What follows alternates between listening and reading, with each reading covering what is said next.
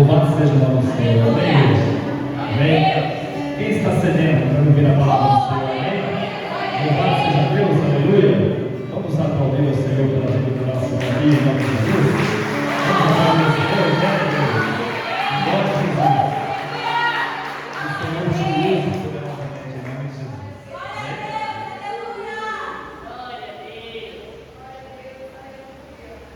Aleluia. A paz do Senhor, igreja. Amém. Como eu estou feliz de estar aqui com vocês esta noite. Glória a Deus. É motivo de muita alegria.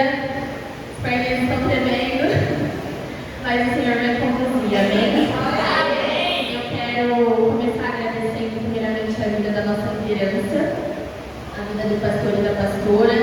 Eu tentei fugir, confesso para vocês. Eu neguei esse convite várias vezes. Mas a gente não pode fugir daquilo que o Senhor nos chama, né? Então eu quero agradecer a vida deles e também agradecer a vida dos meus líderes, do Wesley e da Aline, porque se não fosse um convite deles, eu não estaria aqui hoje. Foi por um convite deles e eu voltei para Jesus.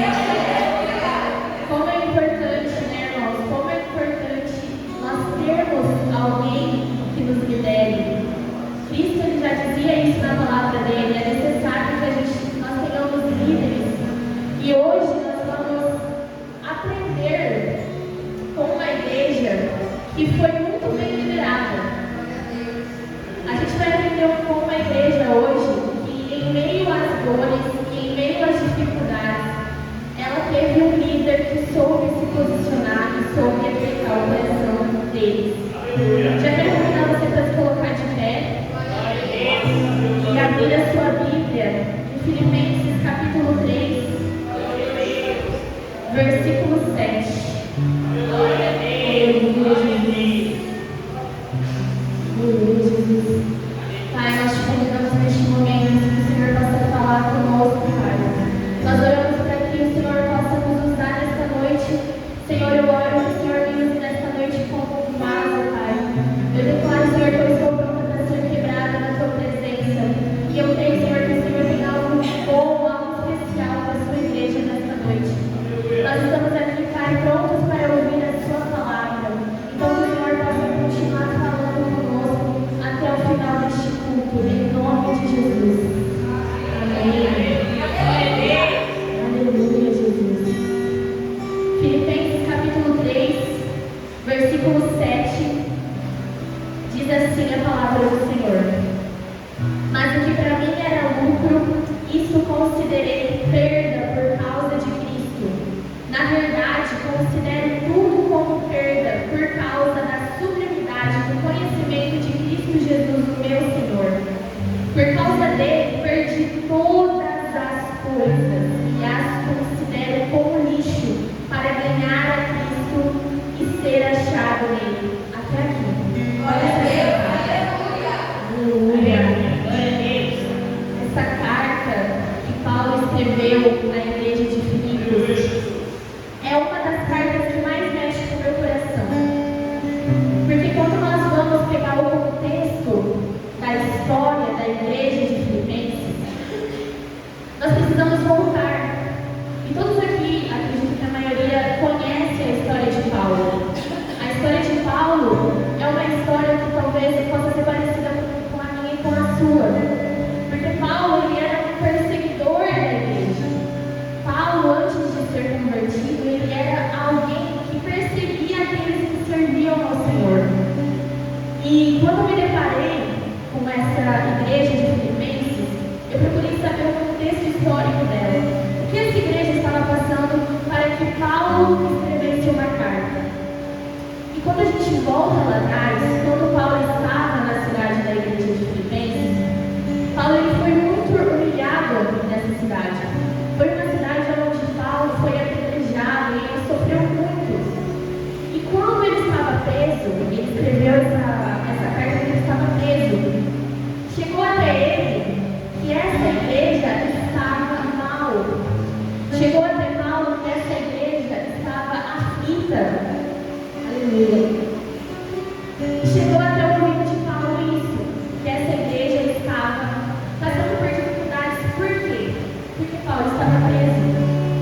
Eu imagino a igreja de Filipenses assim: Senhor, o que será de nós agora? O nosso líder está preso. O nosso líder foi condenado. O que nós vamos fazer? Então, Paulo escreve essa carta. E quando a gente vai procurar a história dessa carta, ela é conhecida como uma carta de alegria. O que é curioso, né? Uma carta que simboliza a alegria com Paulo preso. Eu não sei vocês, mas eu, se estivesse presa, a última coisa que eu ia fazer é escrever uma carta de alegria. Né? Isso prova o quão o coração de Paulo era amoroso com aqueles que ele propagava o Evangelho. Eu quero convidar vocês a abrir também no capítulo 1, para a gente poder entender. É muito legal quando a gente inicia Filipenses e a gente olha a maneira que Paulo escreveu essa carta, a maneira que ele começa a escrever essa carta. Lá no versículo 3 ele diz assim: dou graças ao meu Deus por tudo o que lembro de vocês, fazendo sempre com alegria súplicas por todos vocês em todas as minhas orações. E mais lá embaixo ele fala assim no versículo 8: pois Deus é testemunha da saudade que tenho de todos vocês no profundo afeto de Cristo Jesus. E essa atitude de Paulo, a maneira que ele começa a carta dele à igreja de Filipenses, é algo que nos faz aprender. O Senhor ele tem falado aqui em cima desse altar muito sobre amor, sobre compaixão. E eu sinto que é o que Deus tem gritado no meu coração nesses últimos dias. Não importa quanta unção nós temos, não importa os nossos talentos, é necessário que nós tenhamos isso dentro de nós. Amor. Amor. Sem amor a gente não vai a lugar algum. E eu acho lindo esse início da carta, porque dá para ver que Paulo, ele realmente sentia saudade daquela igreja. Dá para ver que Paulo, ele tinha esse amor dentro dele. E eu fico às vezes pensando assim: Senhor, como que o Senhor transforma, né? Porque quando a gente pega o histórico de Paulo, antes da conversão, Paulo era um fariseu. Então, sei lá, eu imagino um cara super alto, assim, talvez meio chucro, não sei. E ver Paulo com a transformação que ele teve depois da conversão dele e escrever essa carta a essa igreja, essa carta de amor, essa carta de compaixão. E eu sei que você, assim como eu, também tem uma história de conversão. Não que a gente vá se tornar uma pessoa diferente, a gente continua com a nossa essência, mas quando nós conhecemos o Senhor, quando nós nos convertemos, a nossa identidade, ela passa a ser de Cristo, ela passa a ser uma identidade nova.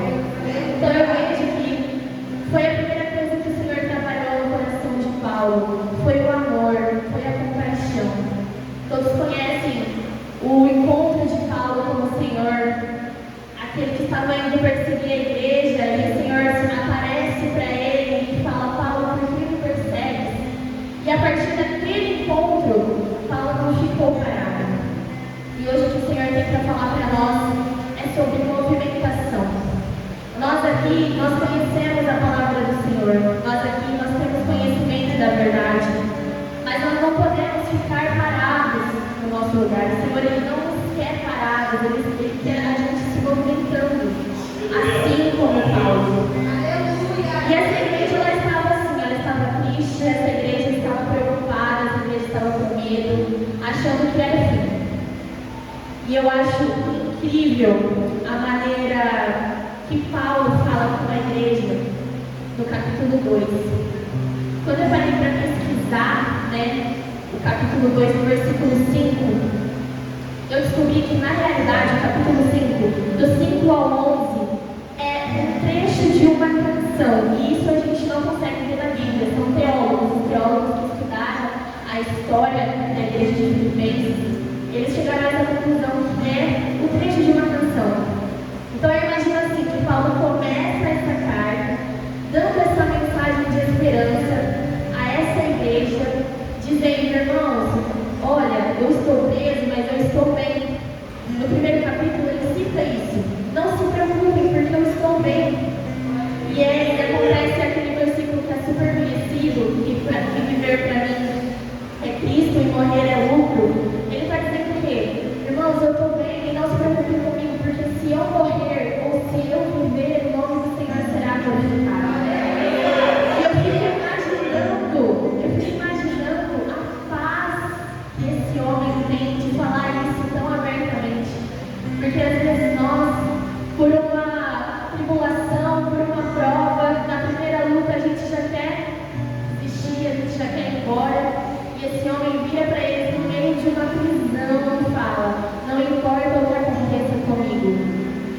do Senhor será glorificado.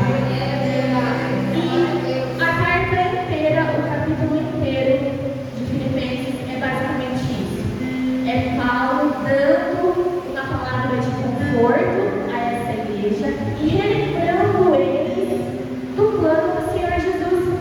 Porque às vezes nós nos sentimos assim nas dificuldades, às vezes a gente esquece. Os desertos que a gente enfrenta fazem a gente se esquecer, às vezes, do sentido de tudo, né? Faz a gente esquecer do porquê que Deus nos enviou. É isso que o deserto faz pra gente.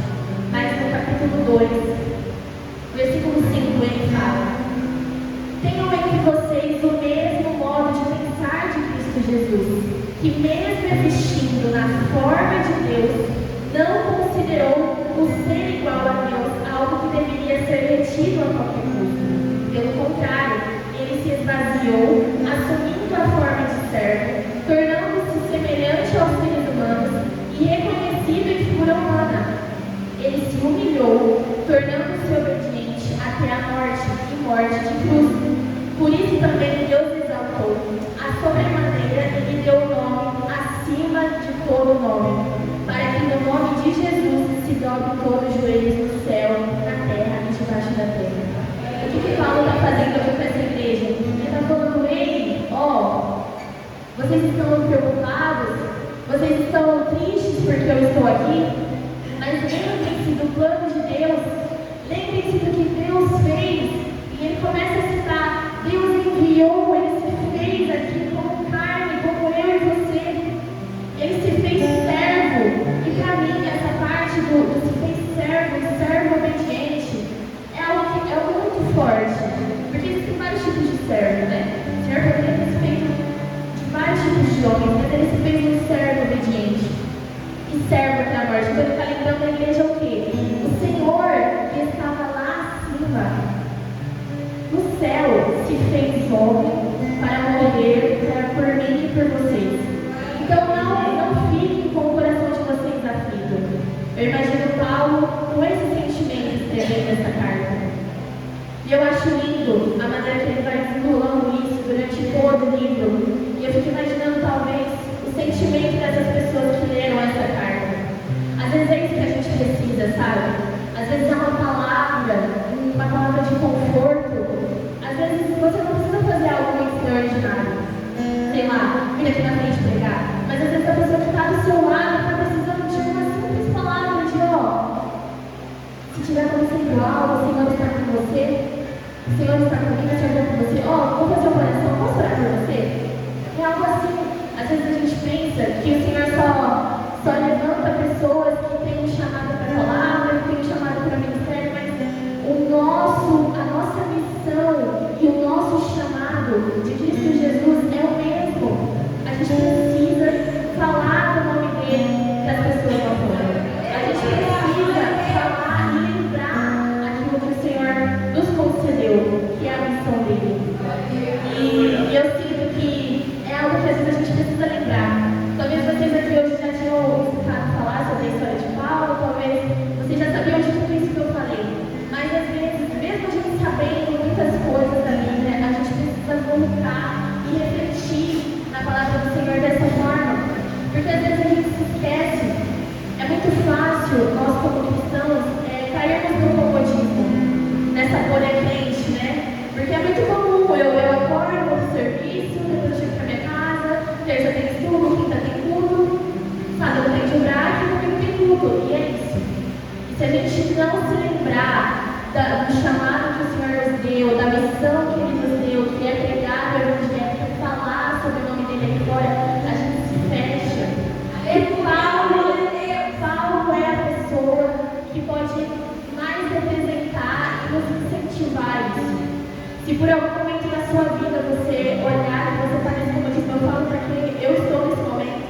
Eu me peguei por esses dias falando assim: Senhor, não, eu estou me acomodando, eu não posso, não foi para isso que o Senhor me chamou.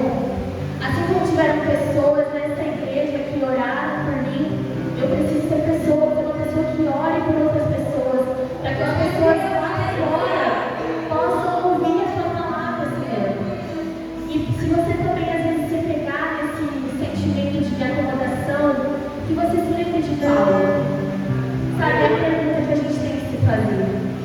que Paulo viu. O que Paulo viu ao ponto de deixar tudo o que ele tinha para servir ao Senhor. Um homem fariseu, que tinha noção da palavra, ele era um homem requisitado e deixou tudo isso, todo esse currículo dele para servir ao Senhor Jesus, ser apedrejado, ser preso. Isso é muito forte, irmão, isso é muito forte. Ao ponto de um homem virar e falar, não importa se eu morrer ou se eu viver, sabe? Isso é para a gente se questionar mesmo, faz a gente se questionar. Eu não falo isso, Paulo ele faz eu às vezes pensar que eu estou fazendo assim. Quando eu penso que eu estou muito bem, eu falo, não, eu não estou bem, porque o irmão Paulo, ele passou por poucas e duas e não reclamou. Então eu espero que nessa noite, eu prometi que eu ia ser rápida, mas que você possa entender isso, que a gente possa entender isso, sabe? Qual é o nosso chamado, qual é a nossa missão. Ah, Bia, mas você está falando de ministério? Eu não estou falando de ministério, eu estou falando para você vir aqui cantar, não é isso, sabe? É a gente entender como igreja o que nós estamos fazendo, se nós realmente estamos entendendo o Evangelho de Jesus. Quando eu olho para Paulo, eu vejo alguém que entendeu o Evangelho. O Evangelho é isso, é a gente literalmente sangrar a nossa carne, é literalmente a gente se machucar, sabe? Não no sentido literal, mas assim, às vezes vai doer. Às vezes vai doer, e se a gente ficar parando para reclamar, as coisas não acontecem. E a gente tem vivido dias aí fora, e isso é até curioso, porque eu escuto que Jesus vai voltar desde que eu sou criança, né? Desde que eu era muito pequenininha aqui. Você está voltando, você está voltando. Mas, olha, é algo que eu tenho. Sabe quando parece que cai a ficha? Agora realmente está caindo a ficha. O Senhor, ele está voltando. Então, eu acredito que o Senhor, ele vai voltar aqui para buscar uma igreja posicionada. Então, que eu e você, a gente possa se levantar a partir de hoje como crentes posicionados, sabe? Paulo, ele liderou tantas igrejas e eu acredito que ele deve ter passado muitos perrengues. Quando eu lembro de Coríntios, por exemplo, aquela igreja deu muito trabalho para Paulo, eu imagino. Tanto que quando você lê 1 e 2 Coríntios, você fica assim, nossa, ele tá bravo, né, parece. Tá meio bravo com o pessoal. Mas eu acredito que em todas essas igrejas que ele escreveu essas cartas, ele teve a mesma intenção, ele teve o amor por trás de tudo isso. Ele teve essa intenção de compaixão. E ele nos ensina que uma igreja